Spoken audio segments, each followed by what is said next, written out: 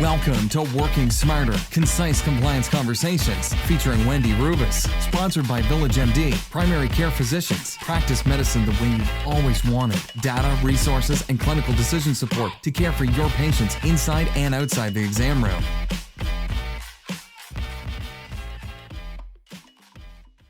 Hi, welcome to Working Smarter. I'm Wendy Rubis, General Counsel of VillageMD. So glad to be joined today by Joanna Losier, Director of Quality at VillageMD, one of my favorites. Joanna, how are you? Oh, I'm great. Thanks, Wendy. Joanna, I'm so happy to have you here because what we're going to talk about today is quality and star ratings for physicians, which is, let's be honest, so confusing. I'm a reasonably intelligent person, and I have a really hard time understanding this. So thanks for being willing to come explain it. Of course, it is complicated. They don't make it easy. No, it's thousands of pages of content and information, and you still can't figure it out. So I think for our listeners, we'll just take a big step back and start at the beginning, which is something we like to do a lot, which is how did we get here? So everybody remembers in the beginning, Medicare was paid reasonable customary charges, which caused a lot of problems, and they've been trying to change it ever since. We then went into episodes of care payments, and now where we've evolved to is value-based care, really trying to focus on cost and quality. And there's this desire to tease out what kind of care is quality care that may end up getting a payment incentive. So what is quality care? And so as we've gone into that, there's this very difficult challenge to try to define that and make it measurable as opposed to subjective. And so along with that, then in every part of Medicare, whether it's hospitals, nursing homes, home health, they've developed these measures for quality. And for physicians, it gets super complicated.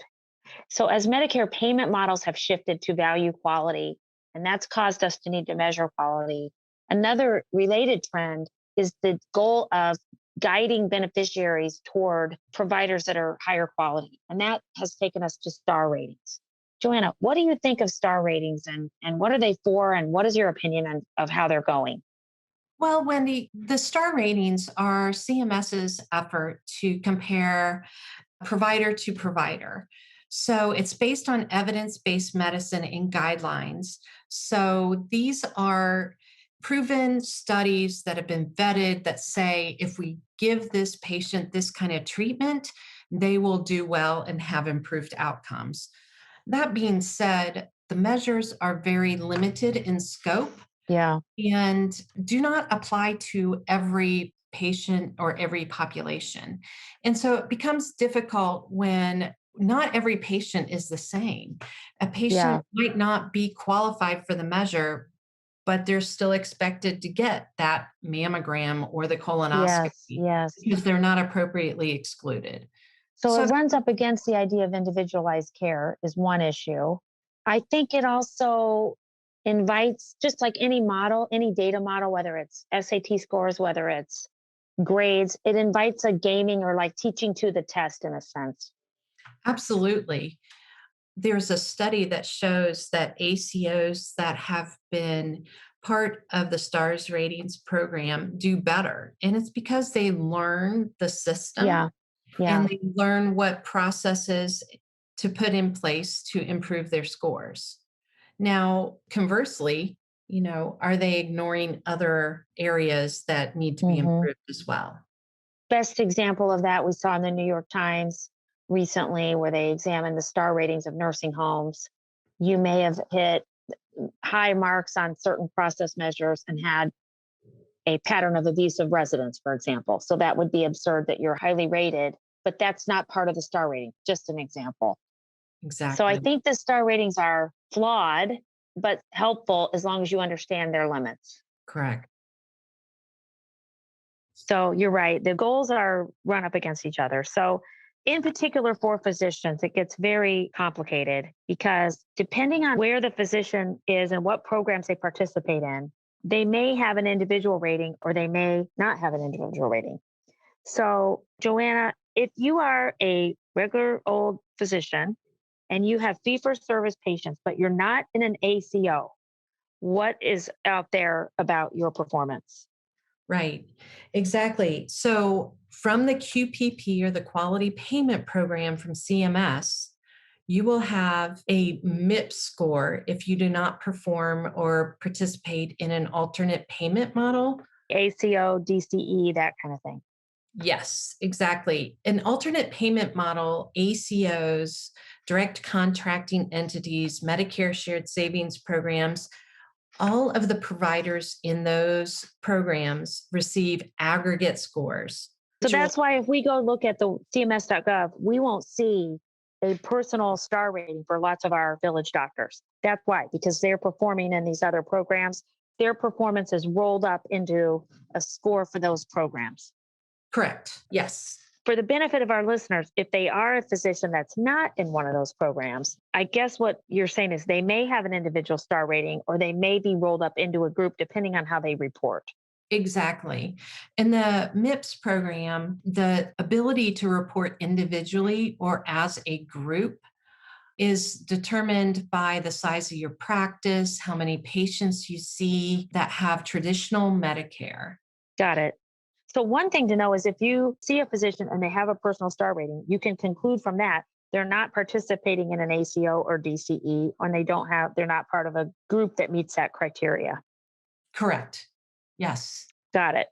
So one thing that you're helping me understand is where the Medicare Part A, B, C, and D star ratings, how that works. Can you explain that? The Medicare Part A and B are what we consider traditional Medicare. So going back to the previous slide when we were talking about the quality payment program, the merit-based incentive program payment system and the alternate payment program, those are part of Part A and Part B. So traditional Medicare. So Part C and Part D are part of Medicare Advantage plans. So these are plans where the CMS contracts with well-known payers such as, United, Anthem, Aetna, Cigna, and they actually contract with CMS to take care of Medicare patients. Sometimes it's just Part C. Sometimes they have Part C and Part D combined, and Part D covers prescription drug plan as well. Here's where it gets really weird, though, is Part C includes hospital costs. Exactly. Part C includes what used to be, for traditional Medicare, Part A. It used to be Part A, B shows you the types of services, but now it actually is also a function of which type of plan people are participating in. More and more patients are in Medicare Advantage today. Right. Because Medicare Advantage offers benefits for beneficiaries or Medicare patients, they offer things like silver sneakers.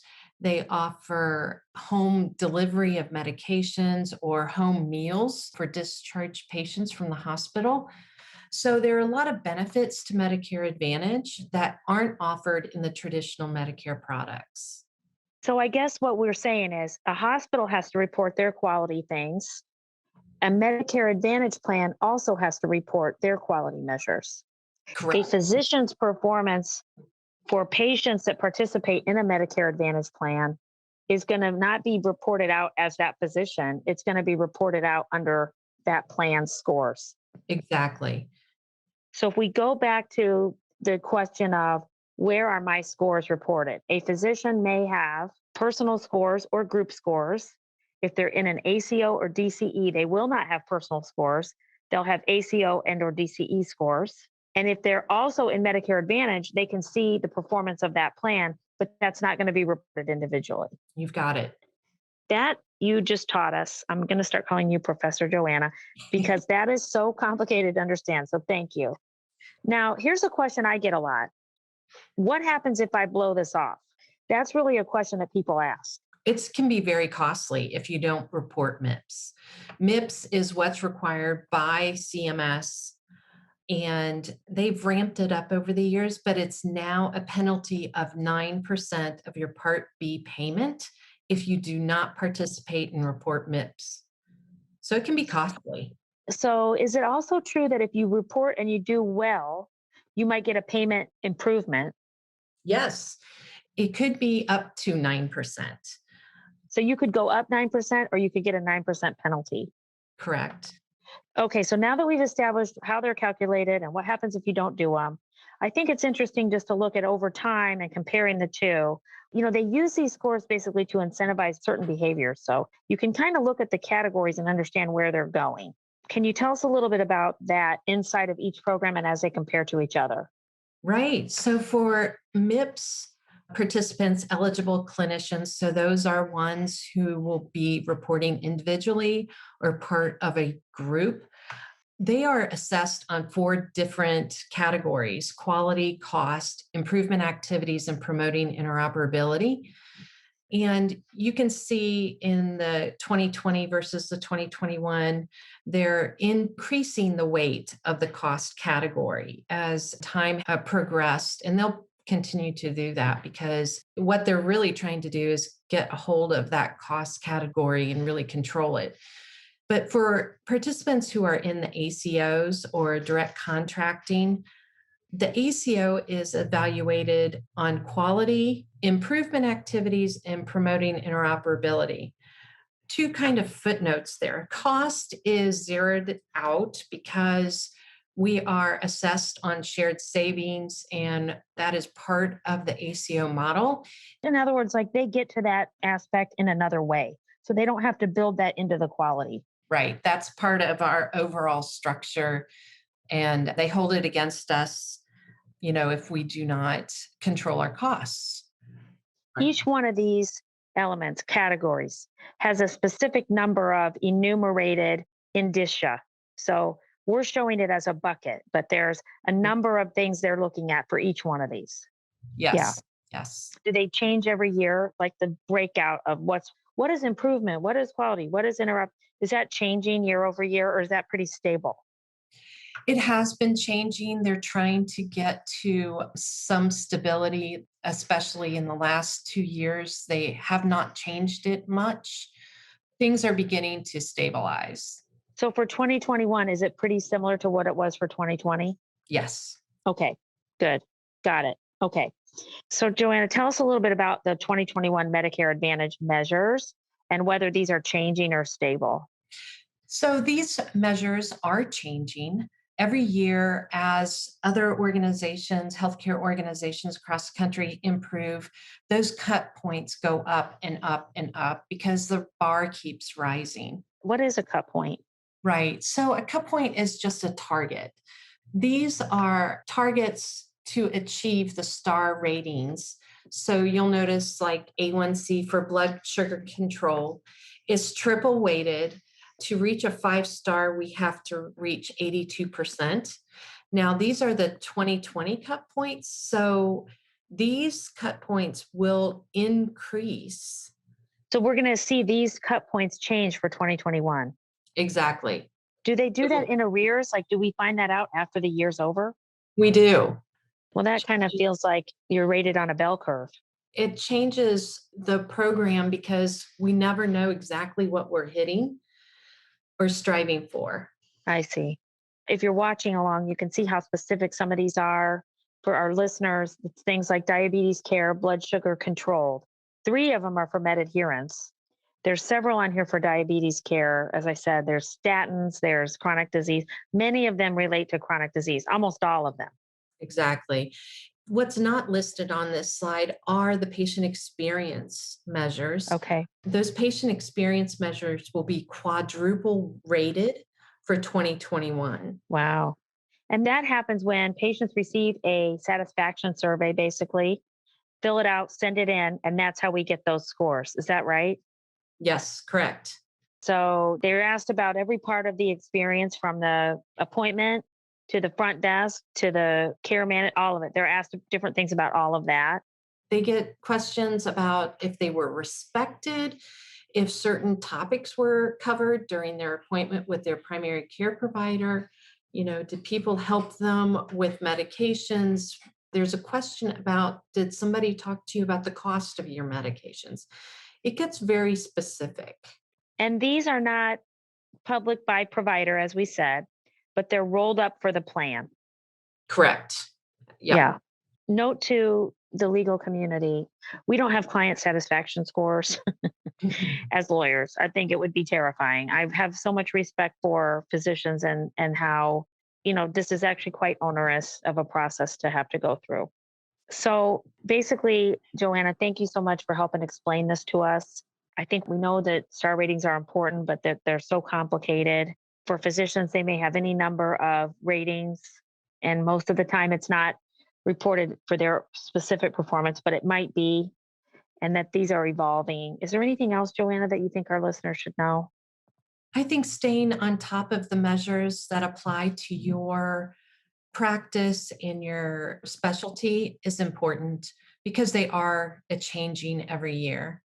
We have resources and we have a quality team, and always available to assist for questions.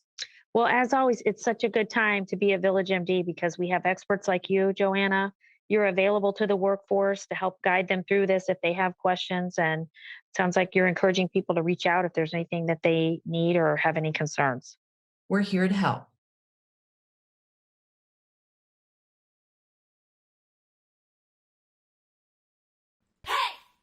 Thank you to our sponsor, VillageMD. We hope you will join us for future concise compliance conversations.